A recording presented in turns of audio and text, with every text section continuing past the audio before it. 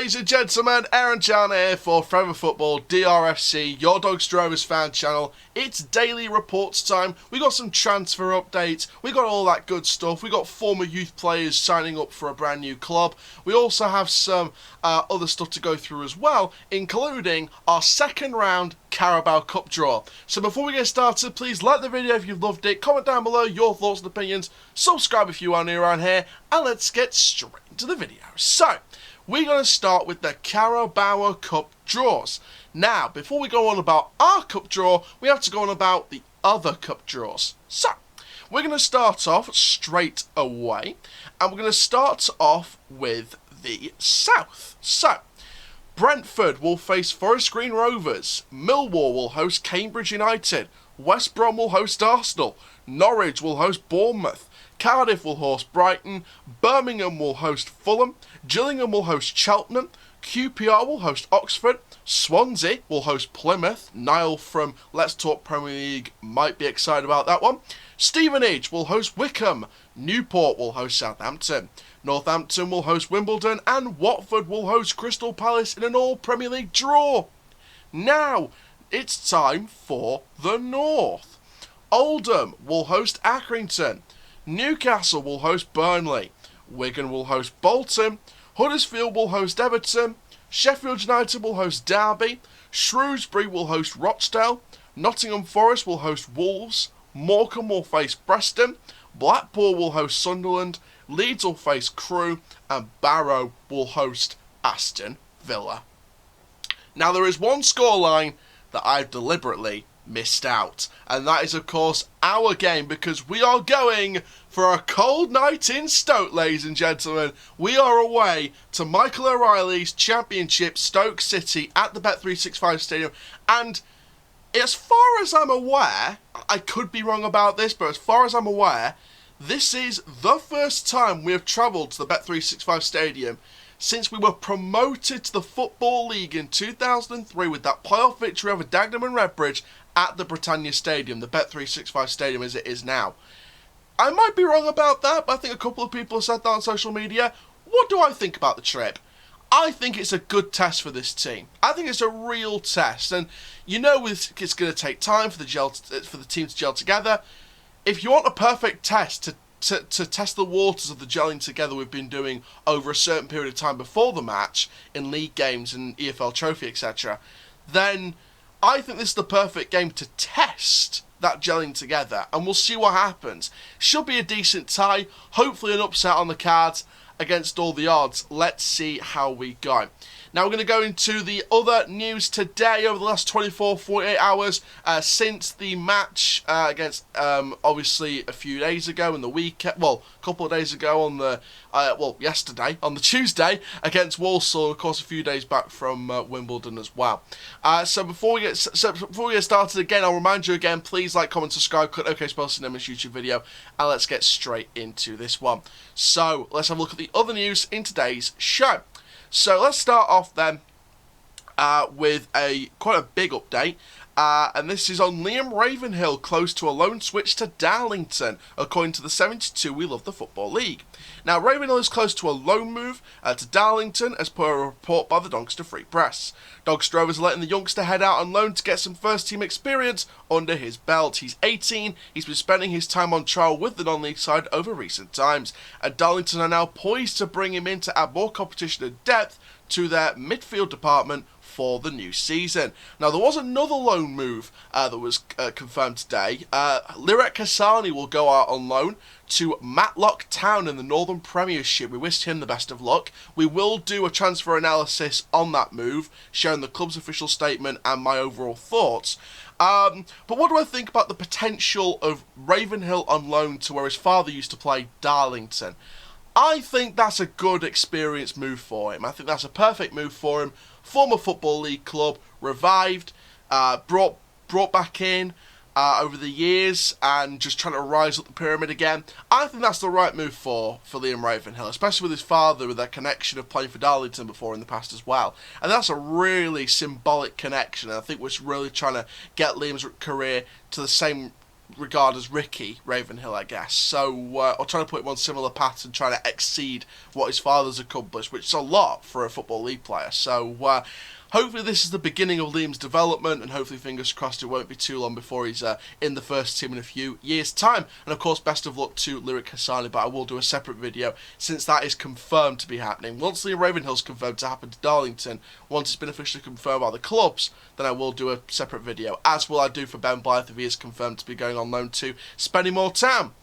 Finally, we have to have a look at a couple of other stories. So first of all, Ethan Bojang and Lewis Cunningham will both join Peterborough United's under squad. So this news came about just this morning, or this afternoon. And we knew about Ethan Bojang, who's joining the Peterborough under 23s.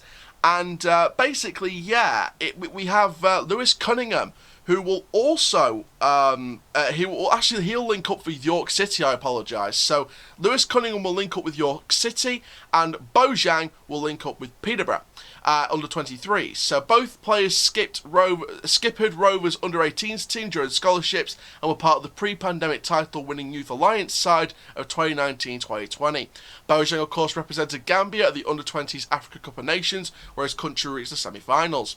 Now, Kieran Scarf, the academy manager of Peterborough, says Ethan has come through the system at Doncaster. I knew him from my time at the club. He joined us right at the back end of last season and trained with us for a few weeks.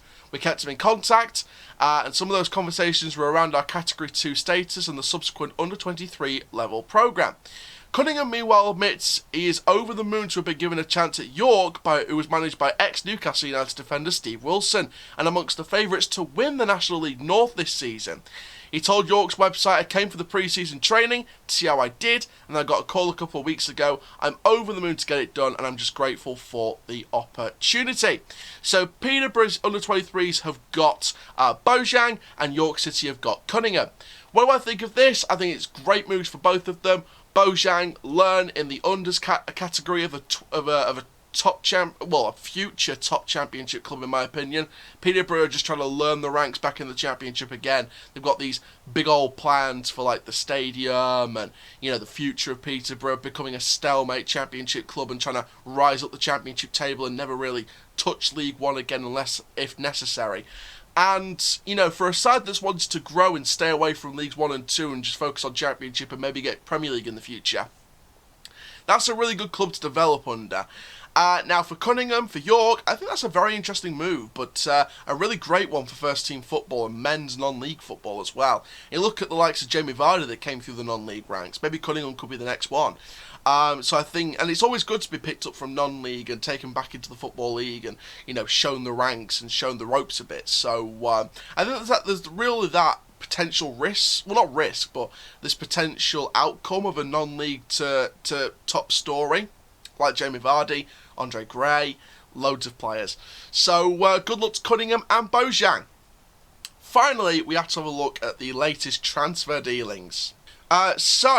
Wellens admits it's unlikely there'll be any incoming players this week. However, there was a bit of an update on this. Now, let's go through the whole Free Press article before we look at, obviously, the latest update today. So after Dolberg and Gardner late last week, the Rovers boss is focusing his attention on negotiating free or very cheap loans to fill his two remaining slots. He did say today, though, he may have to go to 6 loanees after all the COVID and injury setbacks. Now, despite receiving encouragement that clubs will be happy to allow their players to join Rovers, he says there is yet to be any agreement on finances that will satisfy all parties. He said, I'd say unless clubs lower their asking price for the contributions to the wages, there'll be none this week. If it changes, there might be one. Obviously there was a bit more of an update today from the Free Press, and it was sort of just looking more into a little bit more of an update into this, and basically, like I said, it was basically pretty much they could go to 6 loanees. They could potentially go to 6 loanees because of the COVID and injury outbreaks. There might be more. In terms of budget, there's I've not really heard anything from the budget meeting at the minute. There's still nothing that's been released by the Free Press from that budgetary meeting. I've got a feeling the board pushed the funds to allow Dan Gardner to join, who is not on a high wage, but obviously a perfect signing with the Football League experience. So I think the board pushed for the funds for Gardner, but I'm not too sure what else they've pushed for. So we'll have to see what happens in the last couple of weeks of the window to fully get an idea as to what the board's allowed fund-wise, and sort of if they've allowed Welland any more funds and what Welland's got to do to work around it. There has obviously been rumours via Alan Nixon, the journalist on Twitter, a very reliable journalist actually, that said that Doncaster are going to sign a young attacking player, a decent Premier League attacking player on loan. Imminent, apparently, according to Alan Nixon, it's imminent, so it could have been today, could be tomorrow, and hopefully in before Saturday. But Liam Hoden's just like, let's just calm everybody down. It might be announced, it might be done tomorrow and announced tomorrow, we don't know. It might be done on Friday, who knows. But we will see with that. We know the 92 Bible, a top Instagram source and poster of news, did post a graphic that was like Quado Bar done deal.